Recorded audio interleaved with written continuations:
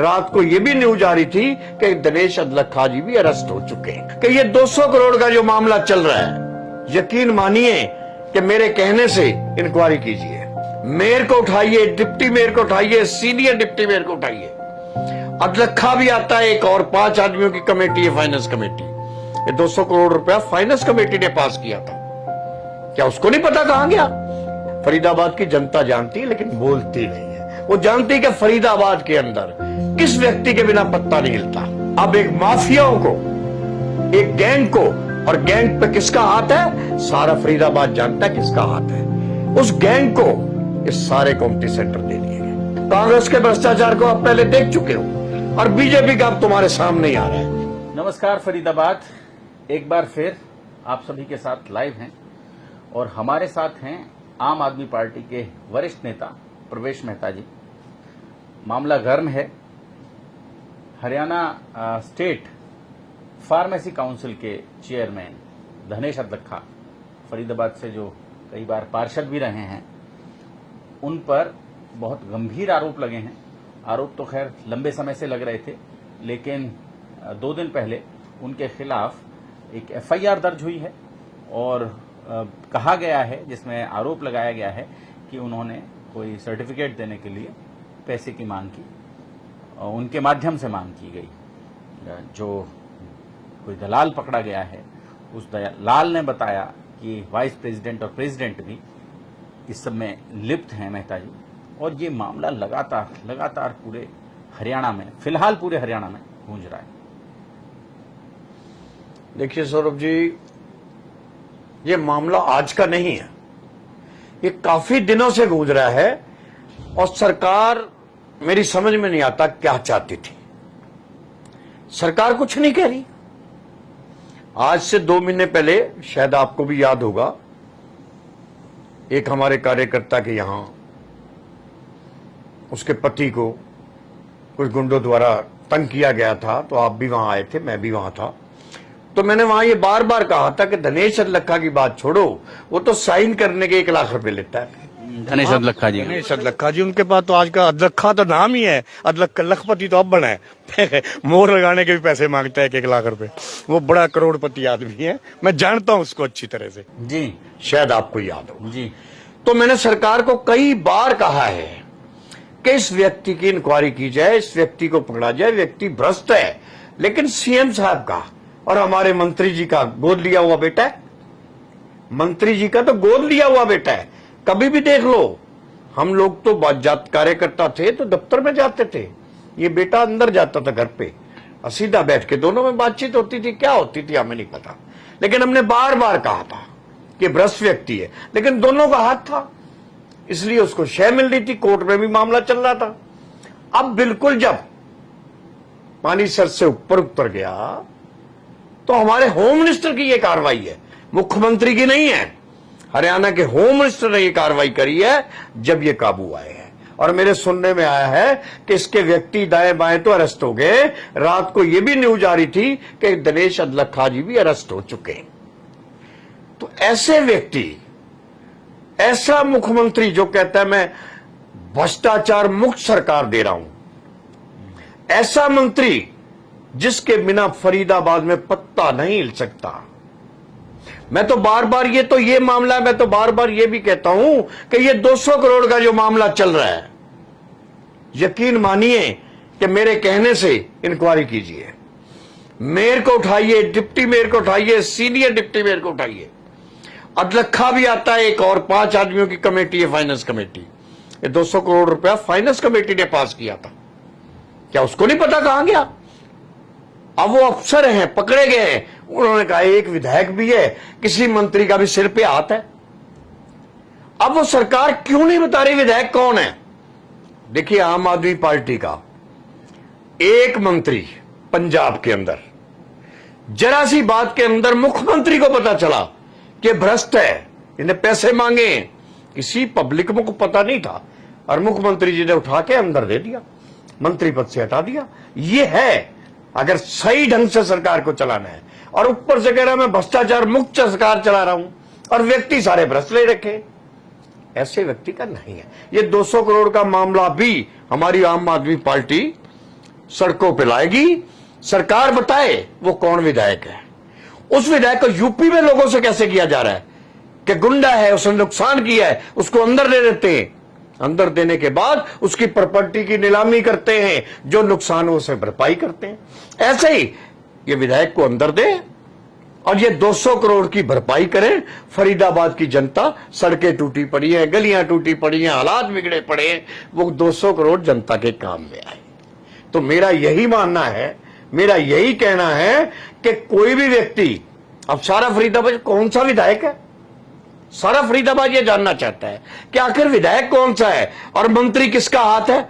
फरीदाबाद की जनता जानती है लेकिन बोलती नहीं है। वो जानती है कि फरीदाबाद के अंदर किस व्यक्ति के बिना पत्ता नहीं हिलता, कौन व्यक्ति हो सकता है जो फरीदाबाद चला रहा है।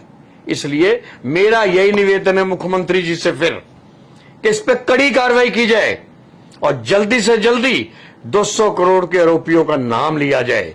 आखिर नाम आज नहीं तो कल तो आना है। रमन जी ने लिया। रमन जी कौन है? भास्कर जी कौन है? सारी दुनिया जानती है। सुबह से लेकर शाम तक मंत्री जी के दरवाजे पे पड़े रहते थे, उसके इशारे पे काम करते थे। फरीदाबाद का पत्ता भी हिलना तो चीफ को फोन करना, उसे फौरन पहुंच जाना।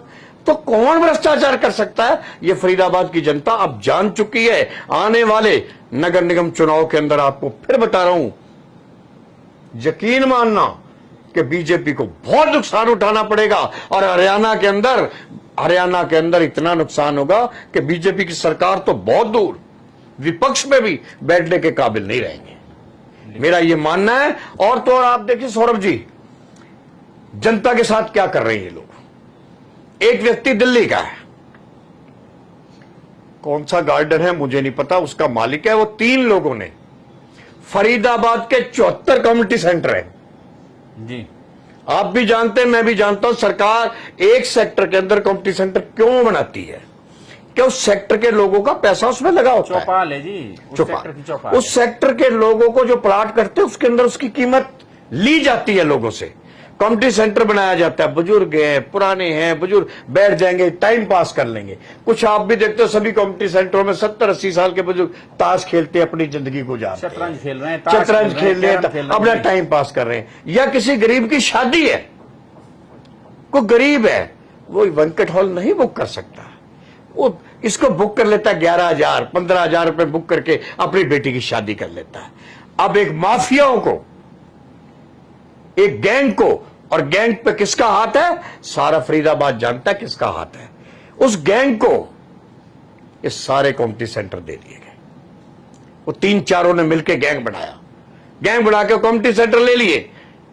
या तो गवर्नमेंट उसके अंदर कमिश्नर गवर्नमेंट मिलके ये रखती कि आप इससे ऊपर पैसा नहीं लोगे किसी से, नहीं ऐसा नहीं कह गए हैं कि है? आपको देना है तो नगर निगम के दीजिए, जो हुडा के, हाँ जी, HSVP के जो कम्युनिटी सेंटर्स हैं उनको देने का अधिकार नहीं है, नहीं है इनके पास। और फिर दिया, कल कहकर गए हैं वो कौन? दुष्यंत चौटाला जी, उप मुख्यमंत्री। वो कह के गए ना दुष्यंत चौटाला जी, लेकिन माना तो नहीं गया, दे तो दिए ना। और देने के बाद ये रख दिया जी ठीक है, कोई मरेगा 11,000 रुपए या कोई कैंप लगेगा 11,000। ये 2 बातें सरकार ने रखी है, ये 2 बातें कमिश्नर ने उनसे तय करी है। ये कल को शादी गरीब जाता है, वो 11,000 गरीब के पास 11,000 ही है, 1 लाख मांगेंगे। आप देख लेना, लूटेंगे सारे शहर को। और उसका हिस्सा कहां जाता है? यहां के मंत्रियों को जाता है, यहां के विधायकों को जाता है उसका हिस्सा। बताइए, ये फरीदाबाद है। फरीदाबाद की जनता से मैं अपील करना चाहता हूं, समझिए इस देश में क्या हो रहा है, इस हरियाणा में क्या हो रहा है। आप फरीदाबाद को देखिए। मोदी जी क्या चाहते हैं? आदरणीय मोदी जी हमारे देश के प्रधानमंत्री हैं, क्या चाहते हैं? उन्होंने एक एडी मुद्दा ऐसा ले रखा है, जरा सा कोई टेढ़ा चलता है तो पीछे एडी लगा देते। पूरे देश के अंदर वो चाहते हैं कि विपक्ष हो ही ना, पूरे देश के अंदर एडी पीछे। देखिए 2 नंबर का पैसा तो एक गरीब भी रेडी भी चलाता है तो उसके बाद भी थोड़ा बहुत मिल जाएगा उसको। अब बताइए, जैन आम आदमी पार्टी के हमारे मंत्री जी हैं, कितने दिन से अंदर दे रखे हैं, कुछ मिला क्या अभी तक? उजागर हुआ क्या? तो ये कुछ नाजायज है बिल्कुल। ये सरकार इस तरीके से नहीं चला करती, आज तक नहीं चला करती और ना चलेगी।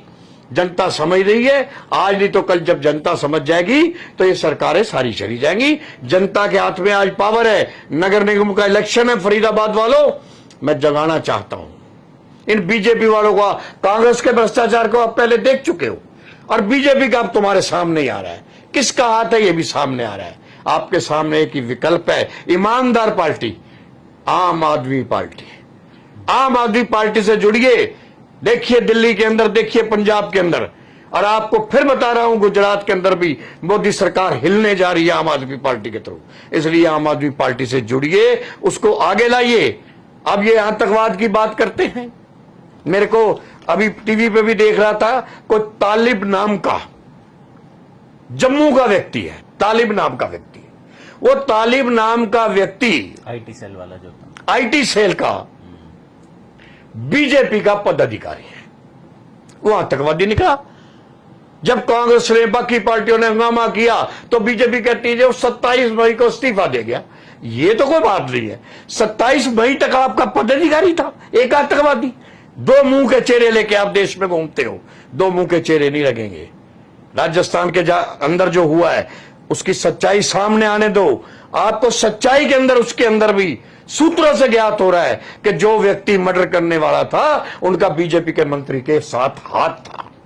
ऐसा सूत्रों से ज्ञात हो रहा है, ऐसी बातें आ रही है। अभी जब क्लियर आएगी तो वो भी सामने आ जाएगी। मेरा तो ये निवेदन है फरीदाबाद के मंत्रियों से, जब तक तुम्हारी सरकार है, जब तक तुम बैठे हो, इस फरीदाबाद का भला करो। यहां की जनता ने तुम्हें चुनाया, उसका भला करो, उसके अच्छे काम करो। जनता के अच्छे काम से वोट मांगो। हिंदू मुस्लिम को लड़ा के मीट झटका, बताइए झटका मीट और हलाली मीट, ये को मुद्दे हैं इस देश के अंदर। इन मुद्दों के ऊपर वोट। मैं भी हिंदू हूं, मैं भी भगवान को मांगता हूं, मंदिर को मांगता हूं, मैं भी हर चीज को, मैं हिंदू पहले हूं। लेकिन ये तो नहीं मेरा जमीर कहता कि मैं दूसरी किसी बिरादरी को तंग करूं, दुखी करूं नजायज। मैं मानता हूं आतंकवादी है, आतंकवादी इस देश में है, दूसरे समाज के आतंकवादी हैं, लेकिन सभी लोग तो आतंकवादी नहीं है। जो आतंकवादी उनको सजा दीजिए, लेकिन सारे समाज को एक लाठी से नहीं हाँक सकते। तो मेरा तो यही निवेदन है। और मैं आप फरीदाबाद के लोगों से निवेदन करना चाहता हूं कि आम आदमी पार्टी बुधवार को सुबह 10 बजे बीके चौक जाम करेगी, नीलम चौक जाम करेगी।